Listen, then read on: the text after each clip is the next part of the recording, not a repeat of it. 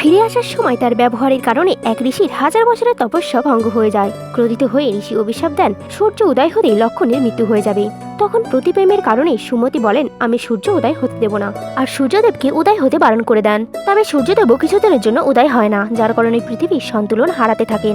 তখন ত্রিদেব স্বয়ং সুমতির কাছে আসেন আর বলেন দেবী, সূর্য উদয় না হলে এই সংসার ধ্বংস হয়ে যাবে। তবে সুমতি নিজের ব্রতে কঠোর হয়ে থাকেন আর বলেন প্রভু, আমাকে প্রথমে বচন দিন এই সূর্য উদয় হলে আমার স্বামীর মৃত্যু হবে না।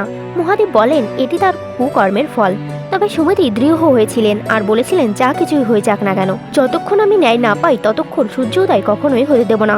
তখন ত্রিদেব মাতা অনুসূয়াকে সুমতিকে বোঝানোর জন্য বলেন। তখন মাতা অনুসূয়া বলেন আমি থাকতে তোমার স্বামীর প্রাণ যাবে না, তুমি সূর্যদেবকে মুক্ত করে দাও। মাতার কথায় সুমতি সূর্যদেবকে মুক্ত করে দেন। সূর্য উদয় হতেই যমদেব সেখানে উপস্থিত হন এবং মাতা অনুসূয়া তার সতীত্বের শক্তি দিয়ে এক সুরক্ষা কবচ তৈরি করেন, যেখানে যমদূত ও যমরাজ কেউ সেই কবচ ভেদ করতে পারে না। তখন যমদেব বলেন মাতা, বিধির বিধানকে ঘটতে দিতেই হবে।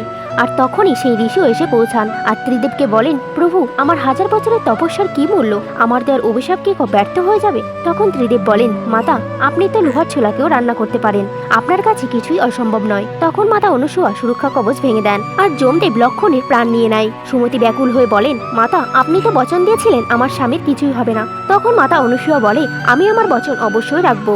তখন অনুসূয়া তার দিব্য শক্তি দ্বারা লক্ষণকে পুনর্জীবিত করেন। পুনর্জীবন পেয়ে লক্ষণের অহংকার ভেঙে যায় আর তার পাপ কর্মের জন্য ক্ষমা চান, আর তখনই তার কুষ্ঠরোগও সেরে যায়।